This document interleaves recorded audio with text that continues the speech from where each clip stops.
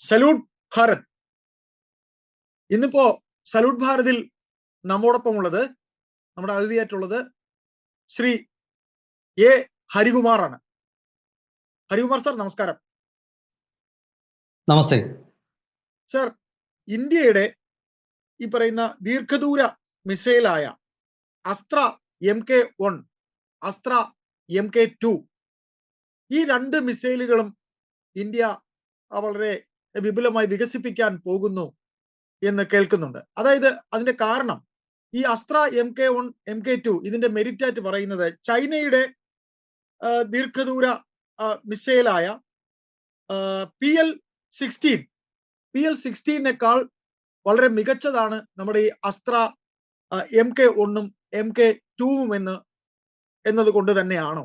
കൂടാതെ യൂറോപ്യൻ രാജ്യമായ അർമേനിയ നമ്മുടെ ഈ മിസൈൽ ആവശ്യപ്പെടുന്നു എന്നും പറയുന്നു. സർ, ഈ രണ്ട് മിസൈലുകളുടെയും പ്രത്യേകത എന്ത്? ഇങ്ങനെ നമ്മുടെ മിസൈൽ അർമേനിയ വാങ്ങുന്നതിന്റെ കാരണം എന്ത്? ഈ ഇന്ത്യയുടെ ഏറ്റവും മികച്ച എയർ ടു എയർ മിസൈലുകളാണ് അസ്ത്ര 1ഉം അസ്ത്ര 2ഉം. ഇത് ബിയോണ്ട് വിഷ്വൽ റേഞ്ച് എന്ന കാറ്റഗറിപ്പെട്ട എയർ ടു എയർ മിസൈലാണ്. അതായത് ഇത് ഒരു വിമാനത്തിൽ നിന്നും മറ്റൊരു വിമാനത്തിന് നേർക്ക് പ്രയോഗിക്കുന്ന മിസൈലാണ്. ആധുനിക യുദ്ധത്തിൽ പഴയ കാലത്തൊക്കെ ഡോഗ് ഫൈറ്റ് എന്ന് പറയും. യുദ്ധവിമാനങ്ങൾ തമ്മിൽ ഒരു 20 കിലോമീറ്റർ 30 കിലോമീറ്റർ അകലെ നിന്നുകൊണ്ട് പീരങ്കികൾ ഉപയോഗിച്ച് പരസ്പരം ആക്രമിക്കുകയാണ്. അപ്പോൾ അതിൽ ഒരു വിമാനം വെട്ടിച്ചു മാറും, മറ്റൊരു വിമാനം അതിനെ കീഴ്പ്പെടുത്താൻ ശ്രമിക്കും. അത് പലപ്പോഴും താഴെ നിൽക്കുന്ന ആൾക്കാർക്ക് പോലും കാണാം. ഇത് ഏതാണ്ട് സിനിമ പോലുള്ള ഒരു കാഴ്ചയായിരുന്നു രണ്ടാം ലോക മഹായുദ്ധത്തിലൊക്കെ ഈ യുദ്ധവിമാനങ്ങളുടെ ഡോഗ് ഫൈറ്റ് എന്ന് പറയുന്നത്. അതായത് ഒരു രണ്ട് പട്ടികൾ കടിപിടി കൂടുന്ന പോലെ നിങ്ങൾക്ക് തോന്നും. അതിങ്ങനെ മറിഞ്ഞും തിരിഞ്ഞും ഒക്കെ പരസ്പരം ആക്രമിക്കും. പക്ഷെ ആ കാലമൊക്കെ പോയി. ഇന്ന് 100ഉം 150ഉം കിലോമീറ്റർ അകലെ വെച്ച് തന്നെ ശത്രു വിമാനങ്ങളെ ലൊക്കേറ്റ് ചെയ്യുകയും ലൊക്കേറ്റ് ചെയ്യുന്ന അതിലും അപ്പുറത്താണ്. 100ഉം 150ഉം കിലോമീറ്റർ അകലെ വെച്ച് തന്നെ ശത്രു വിമാനത്തെ തകർക്കുന്നു.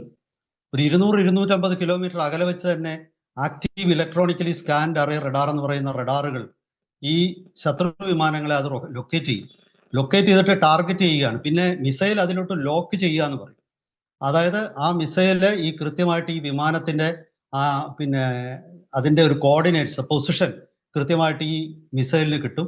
എന്നിട്ട് ഈ മിസൈൽ ലോഞ്ച് ചെയ്യുകയാണ്. ലോഞ്ച് ചെയ്യുമ്പോൾ ഈ 100-150 കിലോമീറ്റർ അകലെ, അതായത് മനുഷ്യന്റെ നഗ്ന നേത്രങ്ങളെ കൊണ്ട് കാണാൻ പറ്റാത്ത അകലെ നിന്ന് വെച്ച് തന്നെ ഈ വിമാനം തകർക്കപ്പെടുന്നു. അതുകൊണ്ടാണ് ഇത്തരം മിസൈലുകൾക്ക് ബിയോണ്ട് വിഷ്വൽ റേഞ്ച് മിസൈൽ എന്ന് പറയുന്നത്. ഇത് BVR മിസൈലുകൾ സാധാരണഗതിയിൽ ഇത് ദീർഘദൂര മിസൈൽ, ഇത് വളരെ ഹ്രസ്വദൂര മിസൈൽ എന്നാണ് നമ്മളിപ്പം ഈ കരയിൽ നിന്നും കരയിലേക്ക് വിടുന്ന ഒരു 100, 150, 200 കിലോമീറ്റർ റേഞ്ച് ഉള്ള ഒരു മിസൈലിനെ നമ്മൾ പറയുന്നത് അത് ഹ്രസ്വ ദൂര മിസൈൽ എന്നാണ്. പക്ഷെ ഇത് എയർ ടു എയർ ആവുമ്പോൾ ഇത് ദീർഘദൂര മിസൈലാണ്. എന്തുകൊണ്ടാണ്? ഇത്ര നാൾ നിലവിലുണ്ടായിരുന്ന പല എയർ ടു എയർ മിസൈലുകളും അതിൻ്റെയൊക്കെ റേഞ്ച് 50 കിലോമീറ്ററോ അല്ലെങ്കിൽ പരമാവധി 70-80 കിലോമീറ്റർ ഒക്കെ ആയിരുന്നു. ദൗർഭാഗ്യവശാൽ ഈ എയർ ടു എയർ മിസൈലുകൾ അല്ലെങ്കിൽ BVR ബിയോണ്ട് വിഷ്വൽ റേഞ്ച് മിസൈലുകൾ വികസിപ്പിക്കുന്നതിൽ ഇന്ത്യ വലിയൊരു ശ്രദ്ധ കൊടുത്തിരുന്നില്ല പണ്ട്. ഇതിന്റെ ഫലമായിട്ട് ചൈന ഒക്കെ ഇന്ത്യയെക്കാൾ വളരെ മുന്നേറിയിരുന്നു ഒരു ഘട്ടത്തിൽ. ഇത് ഈ ബാലാക്കോട്ട് ആക്രമണ സമയത്ത് നമുക്കറിയാമല്ലോ, പിന്നെ 2017-18 കാലത്ത് നടന്ന ഇന്ത്യ പാകിസ്ഥാൻ ഹ്രസ്വ യുദ്ധത്തെക്കുറിച്ച്. പാകിസ്ഥാനിലെ തീവ്രവാദ ക്യാമ്പുകൾ ആക്രമിക്കാൻ പോയ ഒരു ഇന്ത്യയുടെ MiG-21 വിമാനം അവർ വെടിവെച്ചിട്ടത്. അതിന്റെ കാരണം അന്ന് ഇന്ത്യയുടെ കൈവശം ഈ R-77 എന്ന് പറയുന്ന റഷ്യയുടെ എയർ ടു എയർ മിസൈലും ആയിരുന്നു പരമാവധി റേഞ്ച് ഉള്ളത്. R-77 മിസൈലിന്റെ റേഞ്ച് എന്ന് പറയുന്നത് വെറും 80 കിലോമീറ്ററാണ്. പക്ഷെ ആ സമയത്ത് പാകിസ്ഥാന്റെ കൈവശമുള്ള F-16 110 കിലോമീറ്റർ റേഞ്ചുള്ള ആംറാം എന്ന് പറയുന്ന മിസൈൽ ഉണ്ടായിരുന്നു, എയർ ടു എയർ മിസൈൽ. ഈ AMRAAM air to air missile അവർക്കുണ്ടായിരുന്നത് അവർക്കൊരു അഡ്വാൻറ്റേജ് ആയി.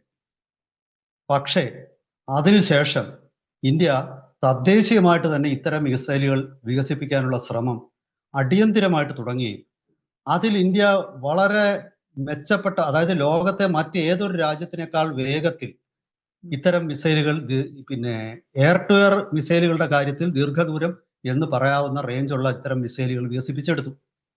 അങ്ങനെ വികസിപ്പിച്ചെടുത്ത 2 മിസൈലുകളാണ് അസ്ത്ര MK1, അസ്ത്ര MK2. സാർ ഇതിൽ ഒന്ന് ചോദിച്ചോട്ടെ ഉപയോഗിച്ചിരിക്കുന്നത് സാർ ഡുവൽ സാർ ഒന്ന് ചോദിച്ചോട്ടെ സാർ ഈ ചോദിച്ചോളൂ. പാകിസ്ഥാന്റെ മിസൈൽ എന്ന് പറയുന്നില്ല സാർ അത് അവർ മറ്റേതെങ്കിലും വിദേശ രാജ്യത്ത് നിന്ന് വാങ്ങിച്ചതാണ് ഈ അമ്രം മിസൈൽ എന്ന് പറയുന്നത് അത് വേറെ ആമ്രാം ഏതെങ്കിലും എന്ന് പറയുന്ന അമേരിക്ക തന്നെ അമേരിക്ക നിർമ്മിച്ച അമേരിക്കനെ കൊടുത്തതാണ് അവർ. ഓ അവർക്ക് അമേരിക്കയിൽ നിന്ന് വാങ്ങിയതാണ് ഇത്തരം പറയണം സാർ മിസൈലുകളൊന്നും വികസിപ്പിക്കാനുള്ള സാങ്കേതിക അതെ വിദ്യയൊന്നുമില്ല. അതാണ് സാർ ചോദിച്ചത് അമേരിക്ക അതെ കൊടുത്തതാണ്. പാകിസ്ഥാനുള്ള അമേരിക്ക കഴിവില്ലല്ലോ അതെ പറയണ സാർ അമേ- തീർച്ചയായിട്ടും അതെ സാർ അമേരിക്ക കൊടുത്തത് അവർ തന്നെ അവരുടെ F-16 വിമാനത്തിൽ ഇന്റഗ്രേറ്റ് ചെയ്ത് കൊടുത്തതാണ്. ഓ അതുപോലെ പിന്നെ അതിനുശേഷമാണ് നമ്മൾ ഈ അസ്ത്ര MK1ഉം MK2ഉം വികസിപ്പിക്കാനുള്ള അതെ ശ്രമം തുടങ്ങി. അതെ ആദ്യഘട്ടത്തിൽ അസ്ത്ര MK1ന്റെ റേഞ്ച് അതെ ഈ അമേരിക്കയുടെ ആമ്രാമിന് സമാനമായിരുന്നു, അതായത് 110 കിലോമീറ്റർ. അതെ പക്ഷെ ഈ കഴിഞ്ഞ കുറച്ച് മാസങ്ങൾക്കുള്ളിൽ ആ അസ്ത്ര MK1ന്റെ റേഞ്ച് 110ൽ നിന്നും 160 വർദ്ധിപ്പിക്കാൻ ഇന്ത്യക്ക് കഴിഞ്ഞു. അതെ ഓ ആ 160 വർദ്ധിപ്പിച്ച അസ്ത്ര MK1 ഇപ്പൊ അതെ ചൈന ഉം, വികസിപ്പിച്ചെടുത്ത PL-15 എന്ന ഒരു മിസൈൽ ഉണ്ട്. ഇപ്പോൾ പാകിസ്ഥാന്റെ കൈവശമുള്ള ഏറ്റവും ദീർഘദൂരമായിട്ടുള്ള എയർ ടു എയർ മിസൈലാണ് ഈ ആ PL-15E. ആ ആ PL-15Eയേക്കാൾ അതിന്റെ റേഞ്ച് എന്ന് പറയുന്നത് 140 കിലോമീറ്റർ ആണ്. അതിനേക്കാൾ 20 കിലോമീറ്റർ റേഞ്ച് കൂടുതലുള്ള ആ അവസ്ഥയിലേക്ക് അസ്ത്ര MK1നെ പരിവർത്തനം ചെയ്യാൻ ഇന്ത്യക്ക് കഴിഞ്ഞു. അങ്ങനെയുള്ള ഈ അസ്ത്ര MK1 ഇപ്പോൾ ഒരുപാട് രാജ്യങ്ങൾ ഇത് വാങ്ങാൻ താല്പര്യപ്പെടുന്നു. അതിൽ ഉം, ഏറ്റവും പ്രധാനപ്പെട്ട ഒരു രാജ്യമാണ് യൂറോപ്യൻ രാജ്യമായ അർമീനിയ. അതെ സാർ അർമീനിയ വളരെ സജീവമായ ചർച്ചകളിലാണ് ഇന്ത്യയുമായിട്ട്. ആ കരാർ ഇപ്പോൾ വരുന്ന ദിവസങ്ങളിൽ ഒപ്പിടും. ഓ ആ ഘട്ടത്തിൽ എത്തിയിരിക്കുക. കാരണം അവർക്ക് അടിയന്തരമായിട്ട് ഈ മിസൈലുകൾ ആവശ്യമുണ്ട്. ഓ അവരുടെ ശത്രു രാജ്യമാണ് അവരുടെ അയൽ രാജ്യമായ അസർബൈജാൻ. ആ ഈ അസർബൈജാനും അർമീനിയയും തമ്മിൽ ഉം, ഈ കഴിഞ്ഞ ഒരു 2-3 വർഷം മുമ്പ് യുദ്ധമുണ്ടായി. ആ യുദ്ധമുണ്ടായതിനു ശേഷം അർമീനിയ അവരുടെ പരിമിതികൾ തിരിച്ചറിയുകയും അവർ പുതിയ ആയുധങ്ങൾ വാങ്ങുകയും ചെയ്തു. അങ്ങനെ അതെ പുതിയ ആയുധങ്ങൾ അന്വേഷിച്ച് നടന്നപ്പോൾ അവര് ഇന്ത്യയിൽ നിന്നാണ് ഇപ്പോൾ ആയുധം വാങ്ങുന്നത്.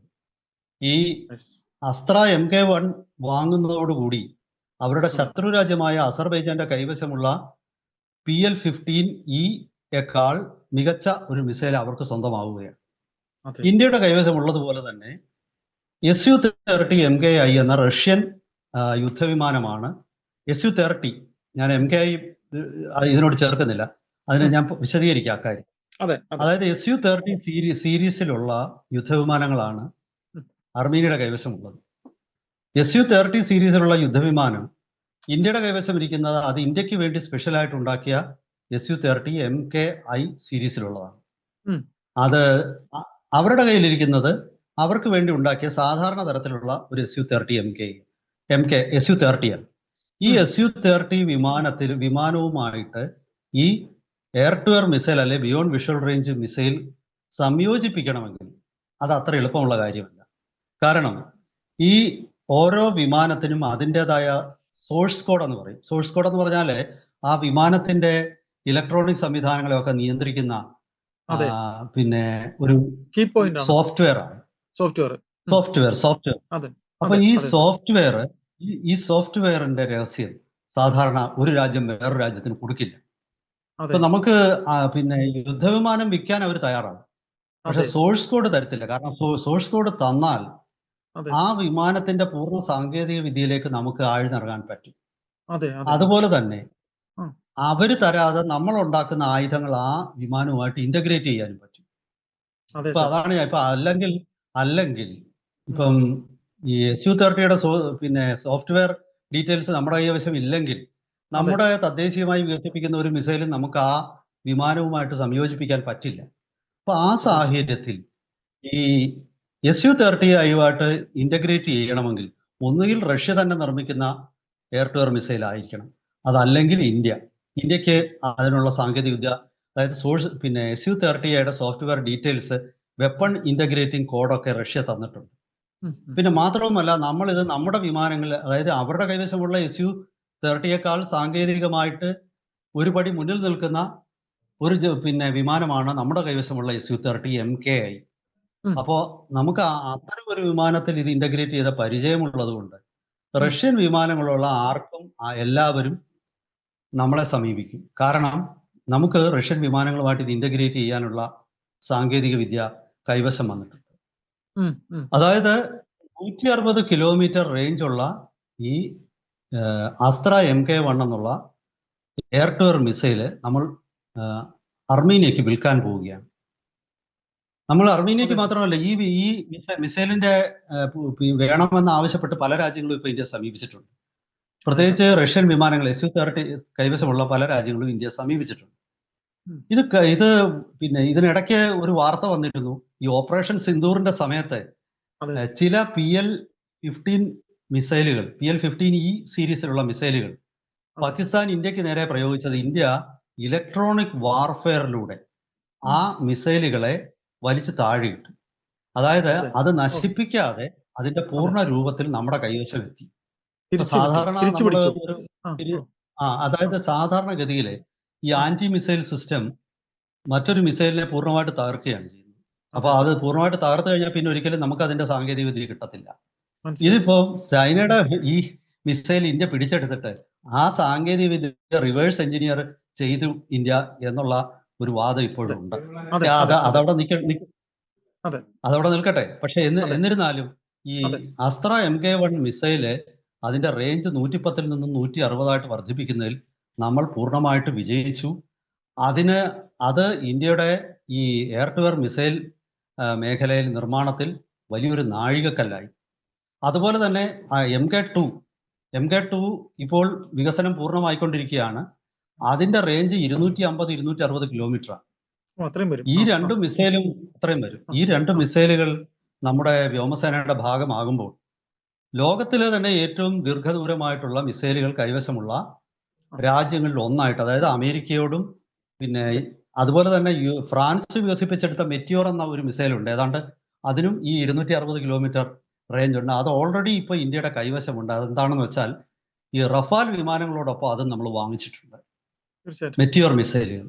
അതെ. അങ്ങനെ ഈ പിന്നെ നമ്മുടെ എയർ ടു എയർ മിസൈൽ തദ്ദേശീയമായിട്ടും അതുപോലെ തന്നെ അത്യാധുനികമായ റഷ്യയിൽ നിന്നും R-77 ആണ് മുൻപ് ഞാൻ പറഞ്ഞ 80 കിലോമീറ്റർ മാത്രം റേഞ്ച് ഉള്ളായിരുന്നു. റഷ്യ പുതിയൊരു എയർ ടു എയർ മിസൈൽ വികസിപ്പിച്ചിട്ടുണ്ട്, R-37. അതിന് അതെ. 300 കിലോമീറ്ററോളം റേഞ്ച് വരുമെന്നാണ് പറയുന്നത്. ആ R-37 എന്ന് പറയുന്നത് സത്യത്തിൽ എല്ലാ വിമാനങ്ങൾക്ക് നേരെയും അത് പ്രയോഗിക്കാൻ പറ്റില്ല. അത് ഈ ഹീറ്റ് സീക്കിംഗ് മിസൈലാണ്. അത് ആന്റി റേഡിയേഷൻ മിസൈൽ എന്ന് പറഞ്ഞ് ഈ അവാക്സ് പോലുള്ള ഉം. റഡാറുകൾ ഘടിപ്പിച്ച വിമാനങ്ങൾക്ക് നേരെ പ്രയോഗിക്കാനുള്ള ഒരു മിസൈലാണ്. അതും നമ്മൾ 200ഓളം അത്തരം മിസൈലുകൾ വാങ്ങാനുള്ള കരാറിൽ ഇന്ത്യ അതെ. ചർച്ചകളെല്ലാം ഫൈനലൈസ് ചെയ്തു. കരാർ വരുന്ന മാസങ്ങളിൽ ഒപ്പിടുകയാണ്. അതെ. അപ്പൊ സാർ ഇതിന്റെയൊക്കെ ഇതിലെ സാർ ഒരു അപ്പൊ ഇതിന്റെ ഒരു ചോദിച്ചു. ചുരുക്കെഴുത്തുന്ന രീതിയിൽ നമ്മുടെ ഈ സംസാരത്തിന്റെ ചുരുക്കെഴുത്തുന്ന രീതിയിൽ ചൈനയുടെ ഒരു മിസൈലാണല്ലോ സാർ ഈ ഈ പറയുന്ന അസർബൈജാൻ വാങ്ങുന്നത് PL-15 അർമേനിയയുടെ. അതെ അതെ സാർ. അപ്പൊ ആ അതെ മിസൈലും അതെ നമ്മുടെ ഈ അസ്ത്രയും തമ്മിൽ ഒന്ന് താരതമ്യപ്പെടുത്തിക്കൊണ്ട് രണ്ടും തമ്മിലുള്ള ആ ഒരു വ്യത്യാസം, നമ്മുടെ മിസൈലിന്റെ മറ്റ് ഗുണങ്ങളെ കുറിച്ചും അതുകൂടെ പറഞ്ഞുകൊണ്ട് ഈ രണ്ടിനെ ഒന്ന് താരതമ്യപ്പെടുത്തി പറഞ്ഞുകൊണ്ട് നമുക്ക് ഈ സംസാരം അവസാനിപ്പിക്കാം. തീർച്ചയായിട്ടും.